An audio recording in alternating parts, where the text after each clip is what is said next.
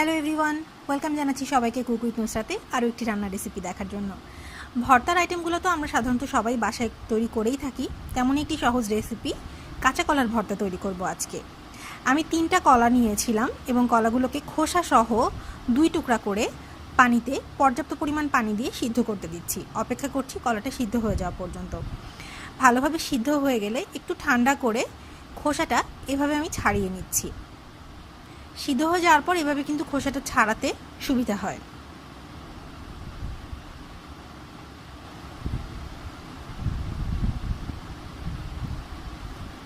এভাবে বাকি টুকরোগুলোর খোসাগুলোও ছাড়িয়ে নিচ্ছি। এখন যে যে উপকরণ আমি নিয়েছি সেগুলো বলে দিচ্ছি। নিয়েছি পরিমাণ মতো লবণ, কাঁচা পেঁয়াজ এবং কাঁচা মরিচ কুচি। আমি তেল ব্যবহার করব, তবে সেটা একটু পরে। প্রথমেই আমি কলাগুলো ভালো করে হাত দিয়ে মাখিয়ে নিচ্ছি। কলাটা মাখানো হয়ে গেলে লবণের সাথে মরিচ এবং পেঁয়াজটাও ভালোভাবে মিশিয়ে নিচ্ছি। সব কিছু আলাদা আলাদাভাবে মেশানো হয়ে গেলে দুটো উপকরণই একসাথে ভালো করে মাখিয়ে নিচ্ছি।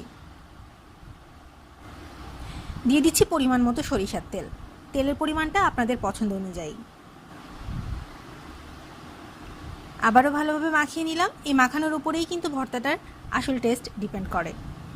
খুব ভালোভাবে সব কিছু একসাথে মিশিয়ে নিতে হবে। তৈরি হয়ে গেল খুবই সহজ কাঁচা কলার ভর্তা রেসিপিটি।